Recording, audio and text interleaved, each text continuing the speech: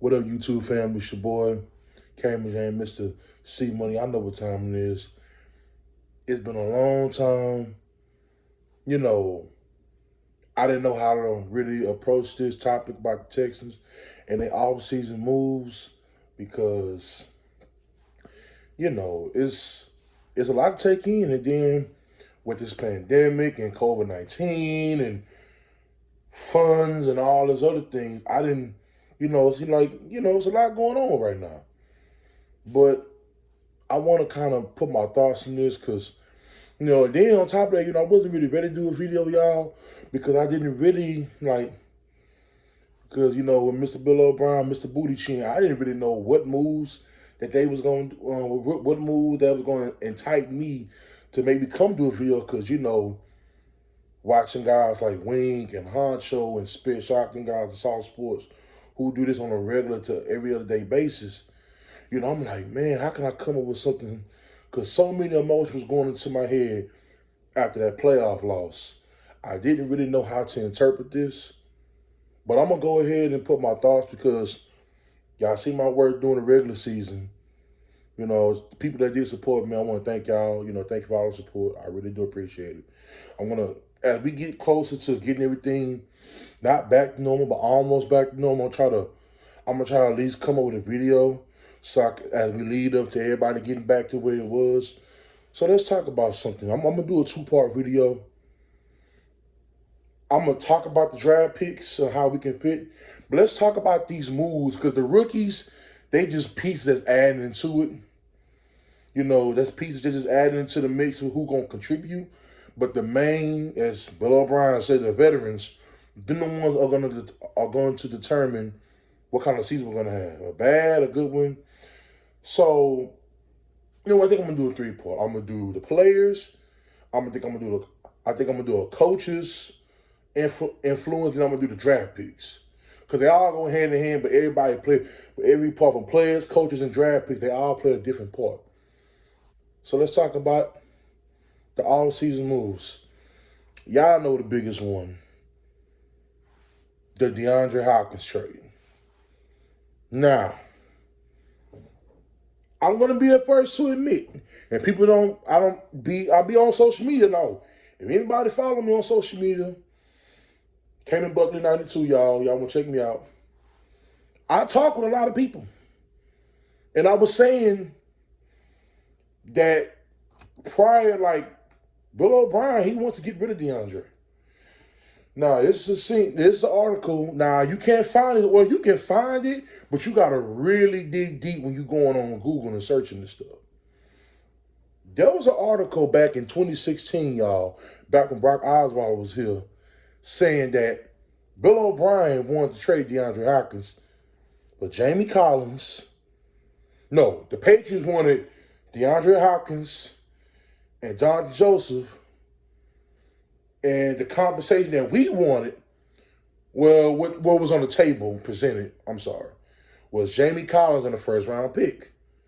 Now, at that time, I thought J-Joe lost his mojo in 2014, but I guess he had a resurgence in 2015. But really low-key, okay, since 2015, he was a drop-off. Let's be real. But he was on the table to be swapping players. So, I got a friend who I talked to every day about football, and I was telling him, I said, I ain't gonna lie to you, bro. I said, and he noticed. I sent him the article. Because every morning, I don't care, every pregame Texans morning, 3-4 hours for the game, I'm reading articles. Y'all know how the NFL is and the reporters is. They putting out reports every morning. Every morning they putting out reports about what's happening, what teams are going through, especially, see, me as a sports fan, and especially as a Texans fan in particular, the Score, Bleacher Report, Twitter, Instagram. You can't tell me nothing and no app that I don't have that I'm going to have access to. And then I follow people everywhere. Now, the Twitter, I wasn't really doing it up until a year and a half ago, but I was always reading articles on Bleacher Report, always reading articles, everything, even the national media, because sometimes the national content can sometimes involve your team. So you got to kind of keep up with that stuff. So this is why I bring up that article from 2016. Since that article, and you true Texas fans, y'all know what I'm talking about here. Every offseason, DeAndre was up on the trading block. And it was a rumor he was on that trading block. Every offseason. Since that 2016 football season. Every offseason, DeAndre Hopkins was on that trading block. Now, in a nutshell, I'm going to explain this. I said this to my homeboy. I said, hey, look, I'm not saying possession receivers don't have a long career. We see Anquan Bolden play 14 years. I'm not saying that possession receivers don't work for a team. But you know, as a possession receiver, you don't have elite speed to begin with. So you're an intermediate route person, which is depending on what team, what quarterback, and what system that they're running, that's fine. But we were using DeAndre as a regular outside receiver. And I was saying this to my homeboy. I said, you know what? I was saying, and I know people might kill me. I don't care at this point. Look, I was saying to my homeboy that my biggest fear was that DeAndre was going to turn into Dez Bryant. I'm not saying that DeAndre don't run better routes. I'm not saying DeAndre don't catch better balls. I'm not saying DeAndre's not a better, because we know he's a way better player than Dez Bryant. I'm not saying that.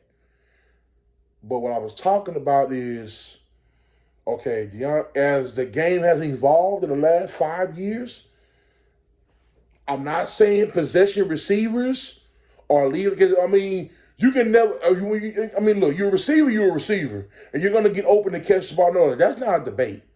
What I was talking about was there were games where DeAndre, even before Deshaun got here, and yes, the narrative, yes, he's carried all these quarterbacks. No, I'm not denying that.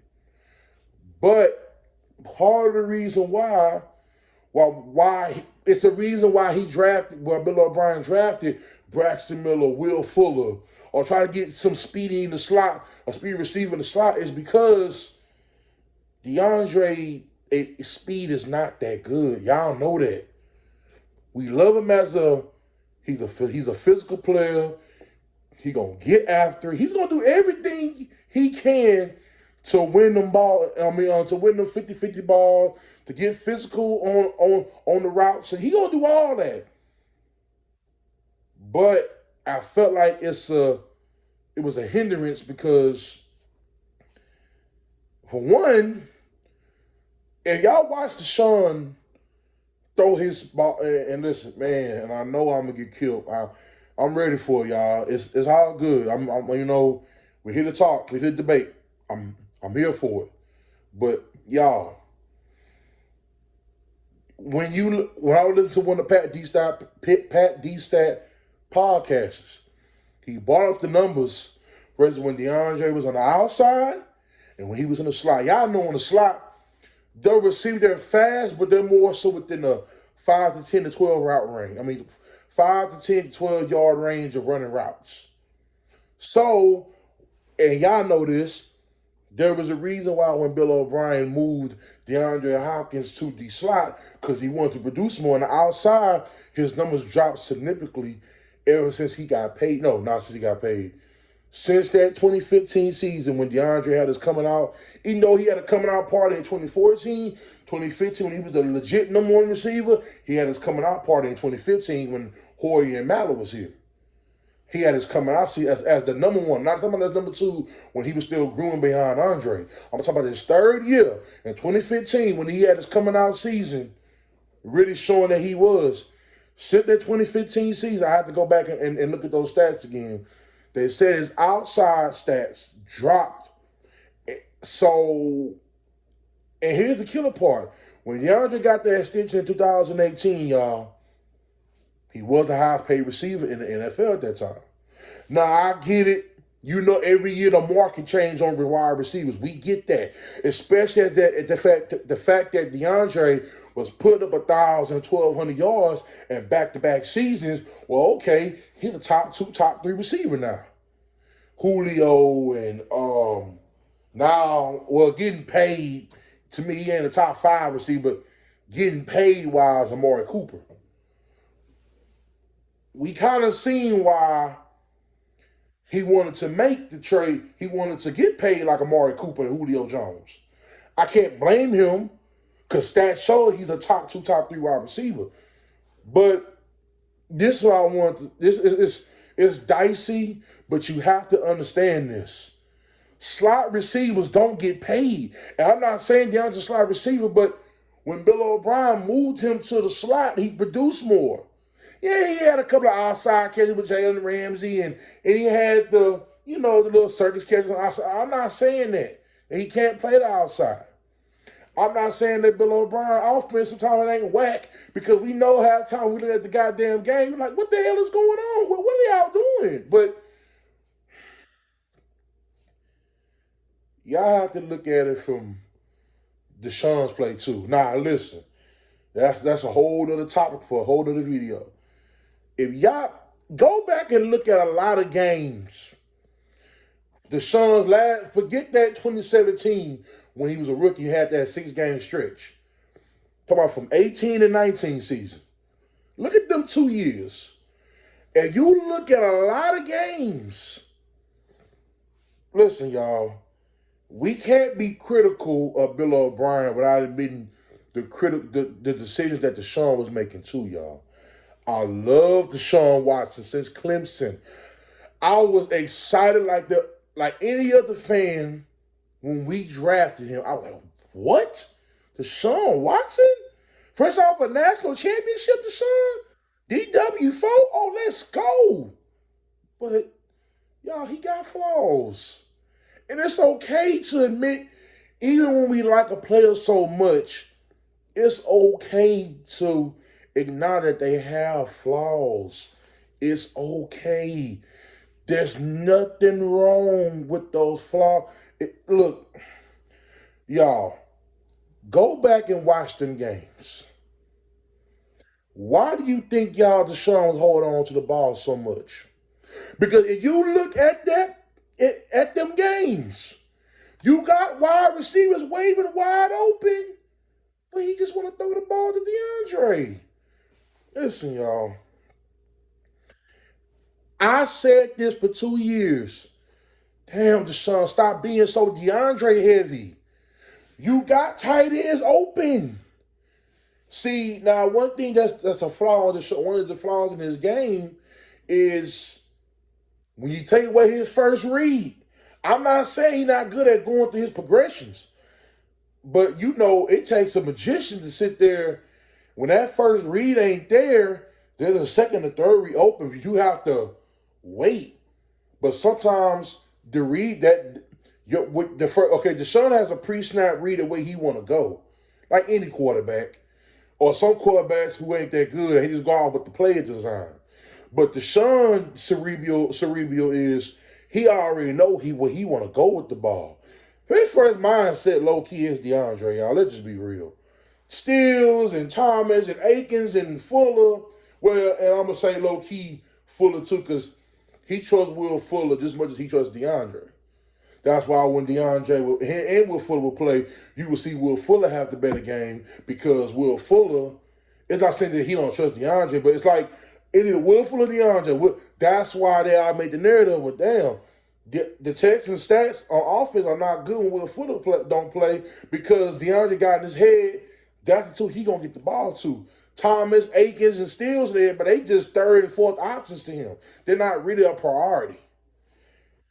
How many times, y'all, it was Duke Johnson in the flat, but DeAndre gonna force the DeAndre. I'm like, what is Deshaun doing? You got Duke while you got still got his hands open but Deshaun just okay, DeAndre. I'm like, dude. I'm like, bruh, come on, man. Now why do you think in the game against Denver? I'm not saying that wasn't Bill O'Brien's fault, because you should have your team prepared for a game like Denver. Or a team like Carolina, these bull crap losses you had last year, but you have to understand it's not just Bill O'Brien, y'all, when it comes to these decisions. You're forcing the ball when there's people, those third and fourth options, they're open. But a team with cerebral defensive coordinators who know defense like that, they know you want to go to DeAndre or Will Fuller. And you ain't got Will Fuller out there. We know you really, he ain't going to go look at that game against Carolina when Luke Kuechly, as they say, one of the best IQ since Ray Lewis, was picking Deshaun apart coverage-wise and mixing up his coverage as a linebacker because Luke Kuechly knew that Deshaun reads, well, that second and third read is not that good. His second read is really only good if he got Will Fuller and DeAndre. That's why I said, well, okay, you need both of them out there. But you have to understand that, dude, there's people that's open. You choose not to look their way because you don't have that confidence and that trust, which you should. Your number one, your number two. That's your two. That's your Batman and Robin. That's what you're gonna depend on. But go back and look at those games, which in this quarantine and during COVID-19 pandemic, that's all you can do is go look at old games. Go back and look at all them games, y'all. I'm not saying that Bill O'Brien, man, if anybody ain't been critical of Bill O'Brien, it's been me, and I know I have.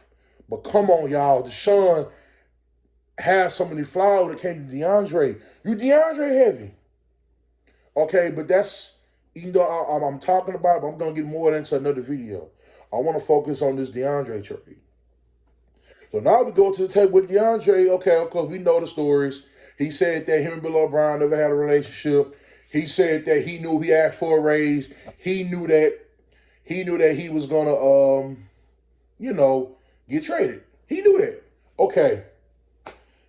Theoretically, so they say contracts are based on production, right? So let's break down production real quick. DeAndre's slot numbers in the last 2 years, 18-19, has been through the roof. Now, I'm not saying that DeAndre hasn't won outside number. He hasn't had stats on the outside. But go back and look at that game against Jacksonville in week 2 last year. You know, when Justin Reed won the game for us because he tackled Leonard Fournette at the 1-yard line and stopped him for into the end zone. When DeAndre was playing the outside against Jalen Ramsey. Now, we know Jalen Ramsey is a top 3, top 4 corner. No, we know that. There's no debating that. But he didn't start getting, he only had 4, 5 catches for like 50 yards. But really on Jalen Ramsey, he had like 2 catches for like 18 yards. I'm just saying, when he played DeAndre on the outside, he didn't really produce like that, y'all. So that's what I'm saying. We have to get out of this mindset that we think because a player is a top 2, top 3 at a position, that don't mean they don't have flaws. Y'all, DeAndre is not a good outside receiver like that. Maybe 13, 14, 15, he was like that. No, ain't no debating that. He was. That's why it wasn't hard when 2015 came around. He was the number one option. He showed that stride in 13 and 14. That's why in 15 they made him the number one receiver. Well, of course, Andre retired. Well, Bill O'Brien had traded Andre, but y'all know the story. But since that 2015 season, maybe a lot of that was due because of Brock Osweiler. Made his stats go down in 2016. We're not saying Brock wasn't good. We're not saying that. We're not saying that Brock wasn't trash. We know Brock not in the league no more. So we know that. But since that 2015 season, his outside stats haven't been good versus where, that's why they said in 18 we came around after Deshaun's rookie year, let's move him to the slot to get him more open. Now, think about this, y'all. 13.50 or 13.5. He was a high paid at that point. It's not Bill O'Brien's fault in this regard. Every year the market goes up. Now, to football players' credit, that's why Dak Prescott and the Cowboys right now going through a negotiation hell right now, because Dak Prescott knows My market right now might be 36 million, but Mahomes and Deshaun, and in next offseason when Lamar Jackson get paid next offseason, they're gonna be in the 40 range. He know that's what he's struggling with Jerry Jones. His thing is, well, damn, I don't want to sit there and get traded. I don't want to sit there and take this $36 million right now, and then backdoor watch Deshaun and Mahomes and Lamar Jackson get 40 plus. He like, damn, like what the? So it's so every player one they know, okay, the market's gonna. So we know that the market's gonna change every year. So DeAndre thinking, well, damn, I want to raise. I want a $7 million. Or at least give me a $6 million raise. I want to at least be right there because my numbers show, which is true. But your production has mostly been coming from the slot. Y'all, let's be real. Who is that? What's that? What is that? Okay, the best wide receiver in the slot. It's a toss-up right now. And you want to say Edelman? I can't. It's a lot of. I have to really do another video on that for our slot wide receivers. But what slot receiver is getting paid $13 million, y'all? No, I'm serious. Maybe 9, maybe 10. But y'all know that if his production in the last 2 years have been coming from the slot, can y'all really sit there and blame Bill O'Brien for saying, hold on, man. We at the time in 2018 when we paid you, we made you the highest paid wide receiver. It's not our fault that other teams are changing the market when they overpay their best wide receiver. Julio Jones got overpaid. Mark Cooper low-key is to me, but hey, he tests the market. Sometimes it's not on you to decide. It's not on you. It's not a player's fault why he get paid that much. Sometimes, or should I say vice versa, it's not a team's fault that another team is setting the market. I'm gonna say something that Shannon Sharp say. We can't control what another team does. All we control is what we do with our salary cap. Yeah, hold on. This is how you know he was the highest paid wide receiver at that time. Not now, but at that time. Well, y'all read the articles and seen on TV, ESPN, and all that. Philadelphia is one of the top teams they wanted to trade for DeAndre, but they couldn't pay his contract. Well, you got to think about it, they got Alshon Jeffrey at 16 or 15 million a year. Then you had Nelson Aguilar, and you had Deshaun Jackson, who came back. They didn't have the money to pay DeAndre. So, okay, let's go to a team like Arizona. Now, this is where I'm going to all the way blame Bill O'Brien. Ain't no way in hell a top 2 receiver, you ain't going to get him for a second-round pick. There's no way. There's no way. Like, no. There's no way to dispute that, unexcuse that. And I think that's why a lot of people in Houston right now got mad at Bill O'Brien about that trade. It's not about you really trading DeAndre, even though he's done a lot for the city. He's held it down with 7, 8 quarterbacks. We know what the work that he didn't put in, so people should be mad. But this is where everybody's mostly getting mad. You couldn't get a first-round pick, but Stephon Diggs from Minnesota got a first, a fourth, and a fifth, and next year's 6th. Come on, man. Ain't no way in hell Buffalo got 4 picks off of Stephon Diggs, who's number 12 receiver? Number 10? Yeah, he a top 10, but he not like that. Like, it ain't no way in hell the ranked number 9 and ranked number 10 receivers should be getting a first-round pick over a dude who's a top 2 wide receiver to me. Top 2, top 3, Julio, DeAndre, however you want to throw it up in the air right now. You say top 2, because to me, production-wise, it's not even close. It wasn't Antonio, but he fell off, so he ain't no longer in the conversation. It's Julio and DeAndre. But you have to understand why Bill O'Brien made that trade. Now, to get him back, his negotiation is horrible. Let's be real. Like Clowney, we're not talking about what he did this past season, but leading up to last season, Clowney was a top 10 DN. you should at least got no more than a second. Okay, maybe not a first, but a second round pick for Clowney. Not a third round pick and some scrap pieces. Now, I like Jacob Martin. I like the Barkevius Mingo for special teams and all that, but it wasn't really just like that. So now we're going to fast forward to the way that people perceive Bill O'Brien after this trade. It's not that trade DeAndre was really a quote unquote bad idea. They don't believe in Bill O'Brien's reputation as a coach to scheme around other players. So that's why the backlash was so hard. But I believe that what they got now, which I'm going to go ahead and get into, the wide receivers like Randall Cobb and Brandon Cooks, each one of them, which one of them are going to bring the most to the table. Now, with this being said, with getting rid of DeAndre, this is going to kind of speed up Deshaun's progression when he's in the pocket. Okay, you know there is no receiver to win 50-50 balls for you, or that's your homeboy. You're going to have to really go into your deep core of thinking when you go into your reads and your progression. It can't just be now DeAndre. Everybody's 5'10", 6 foot. That's the tallest they go, and they don't have super mega hands like that. You're gonna have to really go through your progression. And y'all, Deshaun work ethic is unbelievable. I believe in Deshaun. He can do it.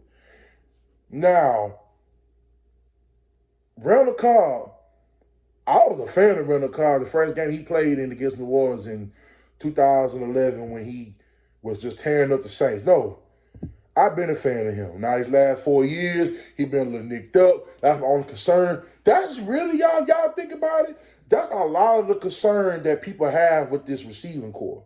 But I'm going to focus on Randall Cobb for a minute. He can actually change the game in that slot. Excuse me. He can really change the game. Now, this is where I'm going to say this is on Tim Kelly and Bill O'Brien.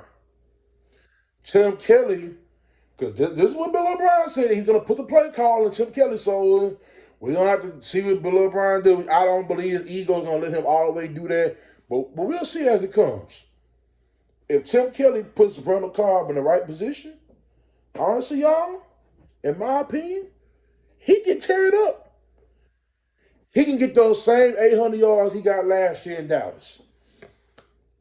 If he get 900, that's a bonus. But to me, that 800 range, that's what you want to see from Randall Cobb. If he can get you 800 yards, even 7 will be fine.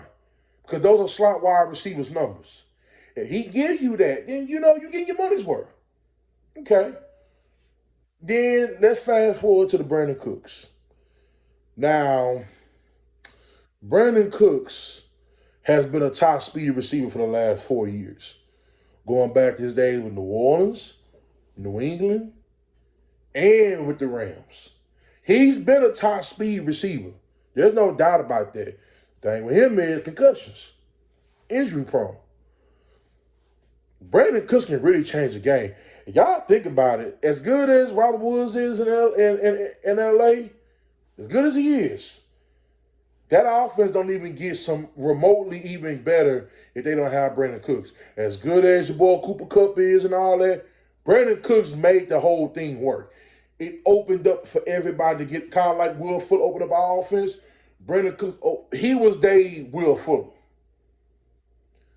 So, potentially, help is the big key, but potentially, if Brandon Cooks can stay healthy, y'all, you ain't gonna lie, you got a top receiving core. I don't want to get into Will Fuller because we know Will Fuller brings to the table. Now, Will Fuller, same thing, health. Health is the biggest issue. If health's not an issue, honestly, Texas fans, let's be real. Do we really be mad about DeAndre trade? Or we could be like, well, hold on. As good as DeAndre, well, we got all this speed. Now, I said this on Twitter, and South Sports, they did a whole video about it, about KC, about us trying to emulate KC, because like Spence said, it's a copycat league, which it is. But this is what I said to Wink and all of them on Twitter, because I follow them. Those guys are really great in what they do. But this is what I told them. I said, there's a possibility that we are trying to emulate what Delmore Ray did with the Rockets and Golden State. Okay, let me get into what I mean about that. What I mean about that. What Delmore Ray tried to do was, okay, we don't have a Steph Curry, we don't have a Klay Thompson, we don't have a Kevin Durant. We don't have a system we don't have those kind of players. So let's see if we can make a system. Well, okay, we might not have their talent, but we can create a 3-point shooting system, and it give us a fighting chance. And they did. It got to a game 7 without Chris Paul. I mean, you say with Chris Paul would have won, we don't know. But I see what Bill O'Brien's trying to, like I say, he kind of took from Daryl Morey here. Okay, I might not have the shooters that Golden State has, but I do have a system. I'm going to have a good player in James Harden and a second good player in Chris Paul while I'm running pick and roll. Is either the lob, the mid-range, or the 3. That's, and in a nutshell, if we can hit enough threes, if we can jack up 45 threes to hit 18 of them, we in the game. We got a chance where if it comes down to a 3-4 point game and within 2 minutes, we believe that we can win the game because we got James Harden and Chris Paul. Mostly Chris Paul, who before all these nagging injuries, he was known as one of the best closers in basketball. We got a shot. Now, I'm going to flip that with Texans and the Chiefs. Okay, I might have a Tyreek Hill, McCole Hardman, DeMarcus Robinson, Sammy Watkins, and Travis Kelce. I might not have that. And of course, Damian Williams and now that running back LSU killer. But anyway, I'm going to have that talent. But if I can make somewhat of a system that's similar to KC, you're not going to blow out Kansas City. Let's just be like, you're not blowing out Kansas City. It's not happening. Now, I'm going to tell you, I believe in Deshaun. I honestly think when he got the ball in his hand, when Dabo Swinney say he's the Michael Jordan of football, when he got the ball in his hands, he can make some magic happen. But if the game is not close, you're not beating Kansas City. Like, let's just be real. So Bill O'Brien thinking is just, okay, if I get Brandon Cooks, if I get Randall Cobb with Kenny Stills and Will Fuller as my top 4 receivers who are all deep threats. Well, Randall Cobb used to be, but he still kind of is anyway. If the game is close, I got Deshaun Watson, who's a game killer, Kobe in the clutch, mama mentality. I got a chance to win. All I need is a chance. And that's what he did with the Cooks and getting Randall Cobb. That's what he did that for. I might not have Kansas City speed, but let me get somewhat of it. That way, the game just needs to be close in the fourth quarter, and we can have a chance. And then that way, when you have a chance, and I got Deshaun Watson at quarterback, I can win that game. So all I'm saying is, y'all, and I'm gonna get into those draft picks, how that's gonna help us win next season. But I just think theoretically, y'all, it's not that Bill O'Brien, that trade with DeAndre Hopkins set us off. It's the way he's going about it. Now, and I'm gonna say it again, y'all, like I said in my old videos, y'all. If Bill O'Brien